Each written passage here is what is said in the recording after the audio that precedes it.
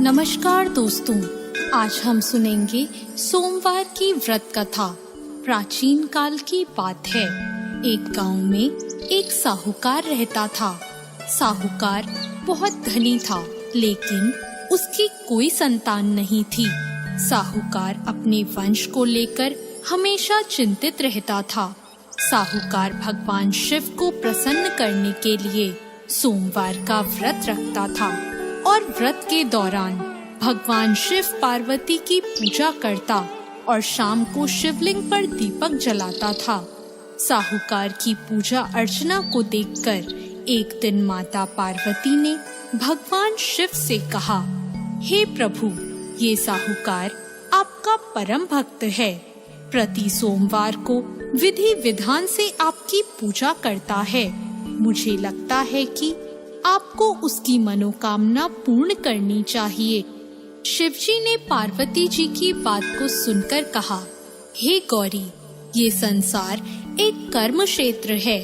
जैसे एक किसान अपने खेत में बीज बोता है तो कुछ वक्त बाद उसे पेड़ मिलता है, उसी तरह इस संसार में आदमी जैसा कर्म करता है उसे उसका वैसा ही फल मिलता है।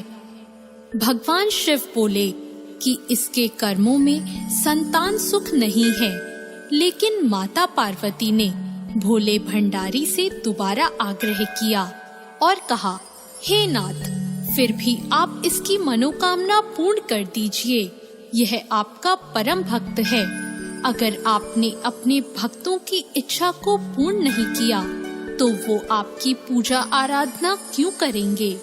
माता पार्वती के इतना आग्रह करने पर भगवान शिव ने कहा, यह साहूकार बहुत धनवान है और इसके कोई पुत्र नहीं है, इसलिए ये सदैव चिंतित रहता है। लेकिन इसके भाग्य में संतान योग भी नहीं है। लेकिन तुम्हारे आग्रह करने पर मैं इसे पुत्र प्राप्ति का वरदान दे देता हूँ। लेकिन इसका जो पुत्र होगा वो केवल 12 सालों तक ही जीवित रहेगा। फिर एक रात्रि शिवजी ने साहूकार को स्वप्न में दर्शन दिए और कहा कि उसको जल्द ही पुत्र रत्न की प्राप्ति होगी, लेकिन उसका पुत्र दीर्घ आयु नहीं रहेगा, बल्कि केवल 12 वर्ष तक ही जीवित रह पाएगा। यह बात सुनकर साहूकार ना तो प्रसन्न हुआ और ना ज्यादा दुखी हुआ। साहूकार ने इस बात को सुनकर भी पूजा अर्चना जारी रखी और कुछ दिनों बाद साहूकार की पत्नी गर्भवती हो गई और उसने एक सुंदर बालक को जन्म दिया। बालक के जन्म से घर पर हर्षो उल्लास का माहौल था, लेकिन साहूकार खुश नहीं था, क्योंकि उसको पता था कि उसके बालक का यह जीवन केवल 12 वर्ष तक का ही है और उसने किसी को भी यह बात नहीं बताई थी। जब साहूकार का बालक 11 वर्ष का हुआ तो साहूकार की पत्नी ने कहा कि अब इसका विवाह कर देना चाहिए, लेकिन साहूकार ने मना कर दिया और उसे शिक्षा के लिए काशी भेज दिया। साहूकार ने बालक के मामा को बुलाया और पैसे देकर उन्हें बालक के साथ काशी जाने का आदेश दिया। फिर साहूकार ने मामा भांजे से कहा कि वह काशी जाते समय रास्ते में यज्ञ करते हुए और ब्राह्मणों को भोजन कराते हुए ही जाए। दोनों मामा भांजों ने ऐसा ही किया। काशी जाते वक्त जिस रास्ते से मामा भांजे गुजर रहे थे, उसका राजा अपनी पुत्री का विवाह एक ऐसे राजकुमार से करवा रहा था जो कि काना था, यानी उसे एक आंख से दिखता नहीं था। दूल्हे का पिता इस बात से चिंतित था कि अगर दुल्हन पक्ष को यह पता चल गया कि दूल्हा काना है तो राजकुमारी विवाह के लिए मना कर देगी। इसलिए उसने जब साहूकार के पुत्र को देखा तो उसने सोचा कि मैं अपने बालक के स्थान पर तोरण के वक्त इस बालक को बिठा दूंगा और दुल्हन के पक्ष वालों को पता भी नहीं चलेगा।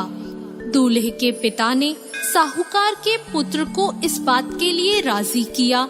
इस तरह साहूकार के उस लड़के ने दूल्हे के कपड़े पहने और घोड़ी पर चढ़कर तोरण की रस्म पूरी की। तोरण के बाद फेरों की जब बारी आई तो दूल्हे के पिता ने साहूकार के पुत्र से अनुरोध किया कि वह दुल्हन के साथ फेरे ले और जब विवाह संपन्न हो जाए तो यह बात किसी को ना बताए। मामा भी राजी हो गया और विवाह समारोह भी निपट गया और शादी संपन्न होने के बाद मामा भांजा काशी के लिए प्रस्थान कर गए। परंतु साहूकार के पुत्र ने दुल्हन के कपड़ों पर लिख दिया कि तुम्हारी शादी मुझसे हुई है, लेकिन जिसके साथ तुम जाओगी वह एक आंख वाला आदमी है और मैं काशी में शिक्षा ग्रहण करने जा रहा हूँ। जब राजकुमारी ने यह बात पढ़ी तो उसने राजकुमार के साथ जाने से इनकार कर दिया और अपने पिता से कहा, यह मेरा पति नहीं है, मेरा पति शिक्षा ग्रहण करने काशी गया है। जब सब जगह यह बात फैल गई तो मजबूरी में दूल्हे के पिता को सारी बात बतानी पड़ी और दुल्हन के पिता ने भी अपनी बेटी को भेजने से इनकार कर दिया। इधर मामा भांजे दोनों काशी पहुंच गए और बालक शिक्षा ग्रहण करने लगा और मामा ने यज्ञ कराना भी शुरू कर दिया।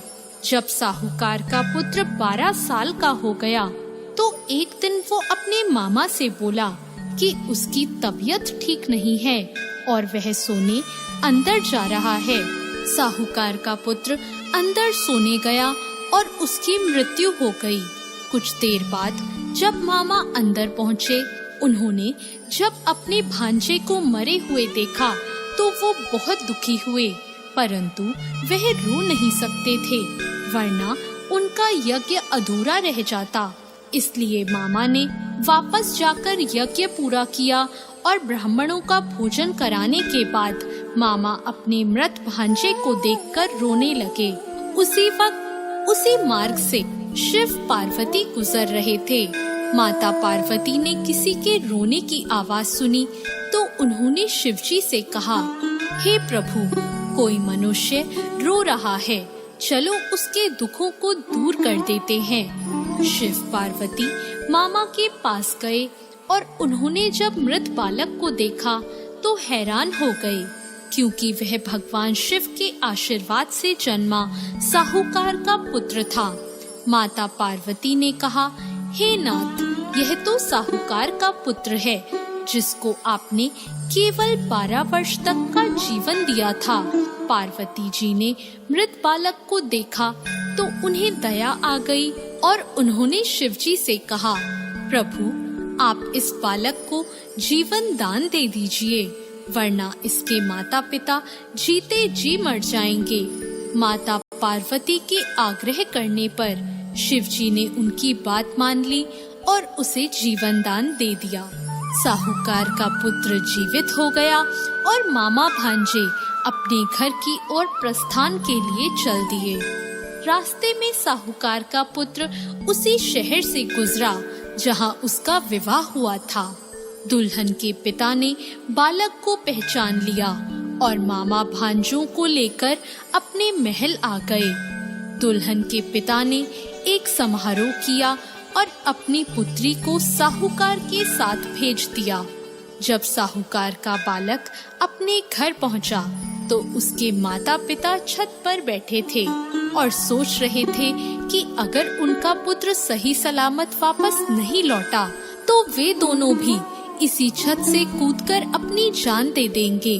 पर उसी समय उसके मामा वहां आ गए और उन्होंने बताया कि उनका पुत्र जीवित है और विवाह करके वापस लौटा है।